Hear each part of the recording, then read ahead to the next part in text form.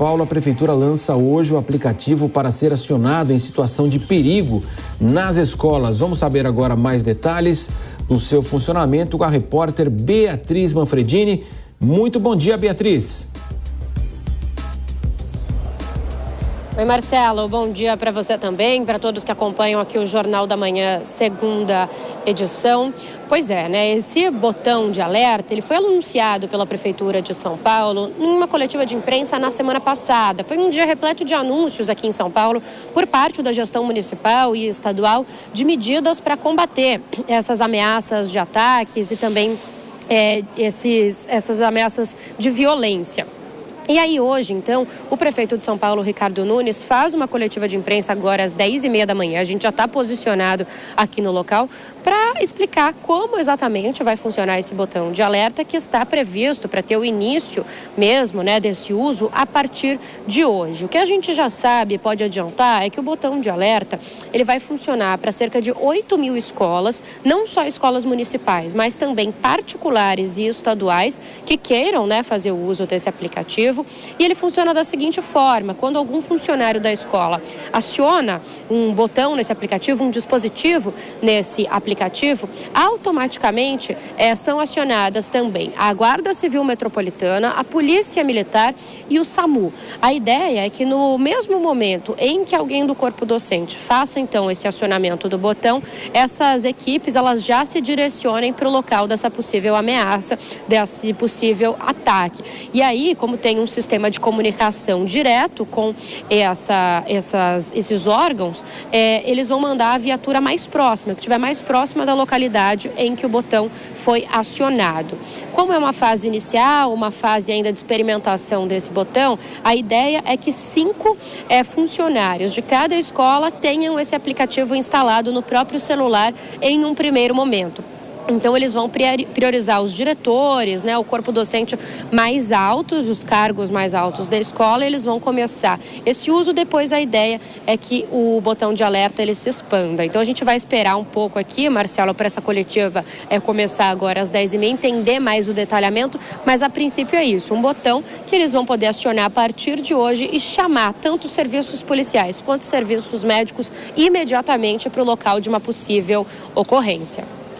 Beatriz, você tem acompanhado os trabalhos da Prefeitura no centro, né? E a Defensoria Pública aqui de São Paulo recomendou a retirada das grades que foram instaladas aí na Praça da Sé, e você ontem até disse que isso deve se propagar em outros locais ali da região central de São Paulo. Como é que ficou essa recomendação? A Prefeitura vai seguir?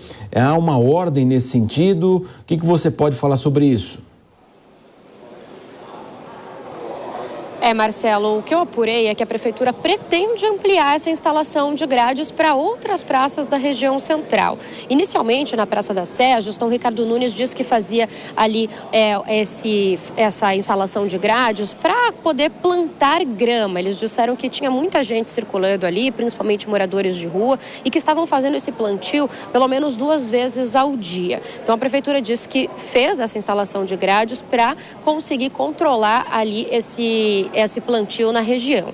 Agora, eles dizem que estão retirando mais de 1 tonelada de lixo por dia dali. Naquela primeira semana, essas grades foram colocadas na Praça da Sé, não nesta segunda-feira agora, na da semana passada, mas a Defensoria Pública de São Paulo está questionando essa ação. Eles estão dizendo que a recomendação é de retirada das grades, querem entender o motivo pela qual elas foram colocadas, se isso realmente aumenta a segurança do centro de São Paulo, ou se não. E a Defensoria também quer entender para onde foram as pessoas que estavam ali, então, em maior parte, moradores de rua. A Defensoria de São Paulo, Pública de São Paulo, diz ainda que não há uma justificativa e que uma ação como essa, ela cerceia a liberdade das pessoas e o direito de ir e vir numa das praças mais importantes de São Paulo. O que diz a Prefeitura, né? A Prefeitura diz que junto, então, com essa ação de limpeza, de plantio, também está fazendo ações de zeladoria nesse local, que antes de tirar as pessoas e de fazer essa instalação de grades, fez uma ação de acolhimento com o Ampara SP, que é um programa lançado há pouco também, em que equipes estão tirando os moradores de rua do local e tentando encaminhá-los para abrigos. A Prefeitura diz que o número de barracas nesse e em outros 14 pontos da cidade caiu 55% e que vai vai responder a todos os questionamentos da Defensoria. Então, por enquanto, as grades permanecem na Praça da Sé. Vamos ver como que fica essa situação, Prefeitura e Defensoria, mas a ideia inicial da gestão Ricardo Nunes é sim instalar mais grades como essas em outras praças aqui de São Paulo. Marcelo. Beatriz Manfredini, daqui a pouco você retorna conosco aqui na programação da Jovem Pan. Valeu, Beatriz. E para comentar as notícias nesta quarta-feira, nós recebemos o comentarista Diogo Schelp. Muito bom dia, Diogo. Bom dia, Marcelo. Bom dia a todos.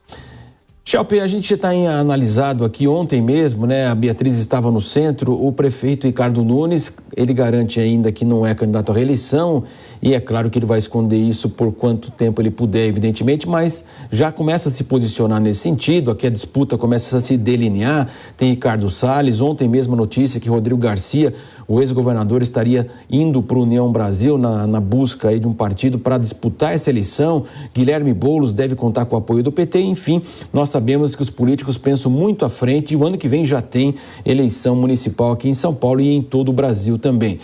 E, ao que parece, ele quer deixar uma marca nessa situação extremamente delicada do centro, tem feito várias iniciativas nessa região. E como é que você avalia, então, essa colocação de grades e também toda essa situação? A Prefeitura garante que recebe pelo menos 600 pessoas por mês aqui, que vêm para São Paulo.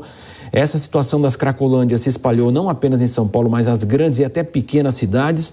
E é algo muito difícil de ser tratado, né, Schelp? Bom dia.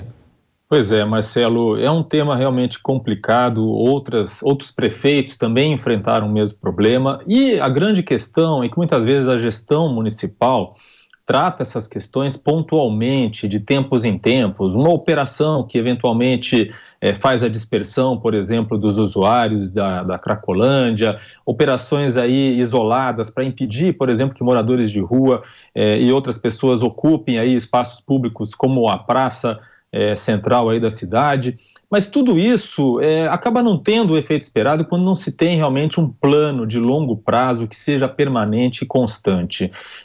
Quando a gente pensa, por exemplo, na colocação de grades, é como aquela outra medida que foi adotada em gestões anteriores de se colocar dispositivos, né, equipamentos ali que impedissem que moradores de rua se instalassem debaixo de pontes. Isso acaba apenas transferindo o problema de um lugar para outro, né? Então é preciso ter realmente uma política consistente de acolhimento e de tratamento, no caso de usuários de drogas, por exemplo, e também de combate ao crime. Em relação à gestão de Ricardo Nunes, foi inclusive criticada no ano passado, porque ao longo do ano de 2022, tinha apenas 26% do orçamento tinha sido aplicado até dezembro do ano passado. E então é preciso ter um investimento constante, seguindo o que prevê o orçamento e não apenas às vésperas das eleições, o que acaba acontecendo muitas vezes. Sobre a corrida eleitoral para o município, atualmente o cenário favorece o candidato de esquerda Guilherme Boulos, porque a gente está vendo aí um acúmulo de candidaturas ou de pré-candidaturas na centro-direita e direita. A gente tem aí Ricardo Salles, que pretendia polarizar com Guilherme Boulos, mas tem o Ricardo Nunes na centro-direita, tem Rodrigo Garcia também ocupando esse espaço mais à direita. Então, acaba que a direita está aí bastante pulverizada, se a gente considerar que esse vai ser o cenário que vai se consolidar no ano que vem, e Guilherme Boulos sendo favorecido com isso. Tem também a possibilidade da candidatura de Tabata Amaral, centro-esquerda, talvez podemos considerar assim, o que dilui um pouco, mas por enquanto esse é o cenário que a gente vislumbra.